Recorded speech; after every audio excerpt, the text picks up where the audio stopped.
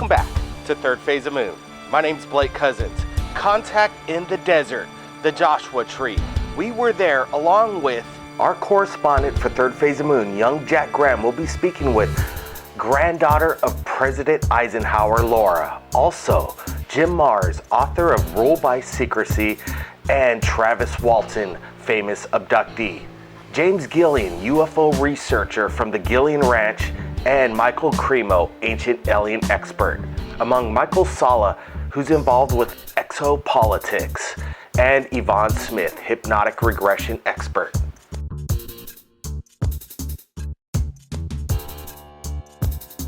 Now, this weekend, I got the chance to interview a lot of great people.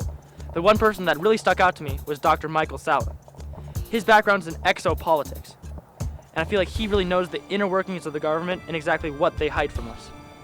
I taught at American University in international politics, and I did research on ethnic conflicts, and I came up with plans for resolving those conflicts, and that was something that gave me a background in doing field work in difficult situations and trying to discern data where governments often are very reluctant to share this data. And so that is something that I've applied to this new field that I've become interested in, which is called exopolitics. I was working in the woods in 1975 with 6 other men. We encountered an object on the way home. I got too close to it, got injured, and was taken aboard. I think probably to revive me. The crew were accused of murdering me and making up a story about my disappearance to cover up for murder, and so they took lie detector tests, which they passed. And the rest is history. At that time, there were 6 passed tests in connection with this, and the president of the American Polygraph Association said the odds were over 1,000,000 to 1 that there could be any mistake in the testing. But now there's been 16 passed tests. I've passed 5 different tests from 3 different examiners, all of those with strong law enforcement work history. So I don't know with 16 past tests what the odds would be, but far beyond 1,000,000 to 1. Number one, there's not one agenda, okay?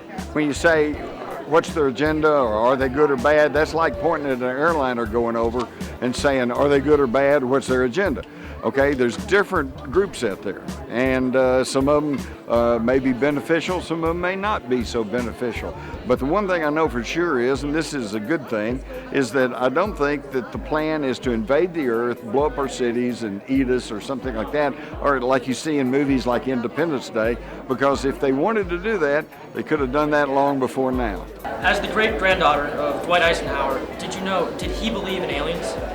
Well, he must have. I never met him. I never really heard, from his mouth, but from whistleblower testimony and a lot of different information that's out there, it's clear that he definitely had contact with extraterrestrials.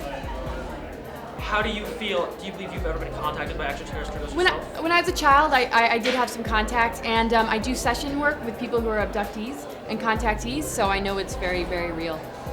I feel that this information is very important to put out there to the general public, because it is happening all over the world to millions of people, and this is why I dedicated my life to this type of work. The government since that time has been very concerned about how the public responds to the question of extraterrestrial life, and so they have been trying to debunk reports of extraterrestrial life, because from 1953 and onwards it was shown in these studies and subsequent studies such as the Brookings report in 1961 that there could be a societal collapse if this issue was not handled correctly. Thousands of years ago, these ancient people were aware of these flying craft, and there are detailed descriptions of them in these ancient writings. So that's what I'm going to be talking about today. I've been in the field for probably, actually all my life, but I've been really active in the field for the past 26 years with East City Ranch, and it's an international UFO hotspot where people come to have their own experiences. And we've been filming ships and documenting contact and things like that for over 26 years now. Now, why do you believe that you were chosen specifically? Well, some of the guys on the crew believe I was chosen. I'll have to admit that's a possibility, but I lean towards the idea that it happened because I got too close to it and was accidentally injured. Do you remember anything of what happened to you on board the ship? I remember a brief period of time quite clearly, and the rest of the memories are mostly blah. What happened during that time? Well, it was a very traumatic and frightening experience. Nothing I go to like bring up willingly in idle conversation, you know. There's people who speak very casually about alien contact like it's some kind of a routine, like, you know, I went to the grocery store and picked up a gallon of milk kind of a thing, but it's just not my interpretation of what I went through. If someone believes they may have been abducted, what's their first step to take? Well, basically, if they've had, if anyone feels they've been abducted, and if they've had recurring dreams or nightmares, recurring dream is a unresolved issue in the subconscious. If they're dreaming about eyes, sets of eyes looking at them, or a fear of owls, fear of, you know, a large animal, say deer, it's the eyes that people focus on, but they don't know why. A fear of perhaps driving down a particular piece of highway, or a fear of entering a certain room in their house, or a stretch of road. I mean, there's just little bits and pieces. I have a whole list that I could send people if they really suspect that they have been abducted. But because of the bits and pieces of memory, and because of the dreams and nightmares, some people will suspect. Most obviously, if you wake up the morning after with a very strange mark on your body, especially in a geometric shape that was not there before, then I would say most chances are that something happened to you. It's been an ongoing area for contact for a long time, because Kenneth Arnold, who lost sight of the ships when they descended on the western slopes of Mount Adams, and he coined the word flying saucers. But they also, the Native Americans there also know about the ancient lore. They were interacting with them until they closed things down.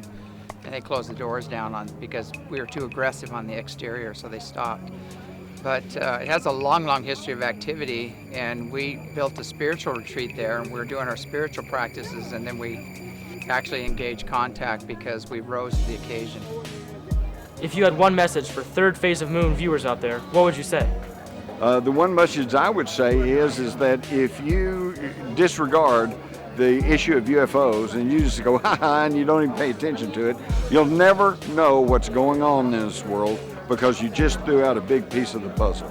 We can't have anything in secrecy anymore, and as much as they used to think maybe that humanity wasn't prepared, we can't risk having the secrecy happen. There are some that want that secrecy for means of control, but I know that he wanted us to know what's going on for us to be able to take charge. That's why he warned us about the military-industrial complex.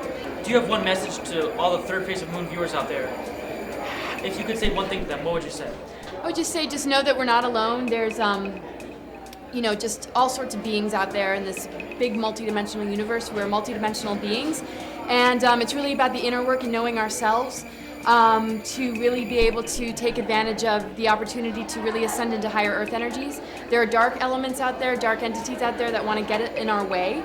That could be called extraterrestrials if you like. Depends on you know, what your belief systems are. But despite all of that, despite all belief systems, this is a time of empowerment. It's a time to understand our inner world and to be very careful of what's out there, because we have the potential of being an enslaved race or a liberated one. And so my message is to just really get to know the self and be very open-minded in these times, and you know, question everything. The Earth's been colonized for over 650 million years, and you know, a lot of the stories we know about, like Atlantis and Lemuria and the Anunnaki story and things like that, there's other stories that went even further back. So we're a big genetic soup down here of the star nations, and there's many, many different groups here, and we're just a big composite of all the different groups. I'm just basically an old newspaper reporter. Okay, but I've covered a wide range of things. I've traveled around. I've been covered stories in the Middle East, Europe. I've been to China, Tibet, been all around, and I realized fairly early on that there was a big story going on that was, shall we say, underreported, and that had to do with UFOs. Now, way back there, back in the day, when I started off as a young reporter, the story was there's no such thing they're just hallucinations or perhaps some kind of mass psychosis. Well, as a newspaper reporter, I thought, wow, heretofore undiagnosed contagious mass psychosis. There's a story, except that's not it. Because today everybody's got a camcorder or they've got a cell phone with a camera. And now you go on the internet, you punch in UFOs, and you know, you could spend the rest of your life looking at pictures. I personally haven't had any encounters, physical encounters with an extraterrestrial that I could report, but I've had a few sightings, but that wasn't why I got involved in this issue of extraterrestrial life. I got involved because I saw people who are very credible explain their background and how they were involved in suppressing this issue of extraterrestrial life, or people who had direct experiences themselves with encounters with extraterrestrials. This experience has affected me so profoundly that it's impossible to even calculate who I would have become and what I would have been. It certainly derailed my life in every aspect and just, you know, changed everything. I'd rather it never happened, but you got to roll with the punches and, you know, make the best of things. So, although there's been periods of time where I refused to talk about it for a number of years, I'm now on a sort of a mission to try to make something good come of it. If I had one thought that I would like to leave people with, it's that if, in judging the validity of such reports, it's very important to first get all the facts. And I'm saying this not just to people who don't want to believe, but people who accept the reality of the phenomenon. You still have to judge each case on its own merits and get the facts first. They've been back engineering the technology, and whoever has the best technology usually wins the wars. You know, so they've been covering it up for the past 60 years intensely because they didn't want the public or other countries to know that we are back engineering that technology. So it's a national security issue that has a stronger, well, it's higher than the nuclear things as far as keeping things covered up. I think they began visiting us over two phases. First, there's the historical data that they have been here for a very, very long time. And so if we look at all of the historical texts, we can find evidence for that. And I think the modern era really began with the development of atomic weapons, that the extraterrestrials began to show up, especially around sites where atomic weapons were deployed, and they began to monitor these sites. And for example, the Roswell site, where you had the very first documented crash, was a place that was housing the very first nuclear-armed bomber wing in the United States Air Force. We're all extraterrestrials. As conscious beings, we all come from a higher level of reality that I call the level of pure consciousness, and we should be trying to get back there. It's time to wake up and realize you're not alone in the universe, and your family's returning, and the ancient ancestors are returning, and it's time to welcome them and end our aggressive warlike ways and start choosing peace. Message to the world from the third phase of the moon radio show with millions of listeners. I would say if you want the latest in information, not only on my subject, but all aspects of the UFO phenomena and related aspects, and it's a huge subject, tune in and listen, because you're going to get an earful. We want to thank our special correspondents on the ground at the Joshua Tree, young Jack Graham, along with Dr. J. Andy Ilias. And if you've captured anything amazing in regards to UFOs, you could contact Third Phase of Moon via Skype or Facebook. My name's Blake Cousins, and we'll see you again next time.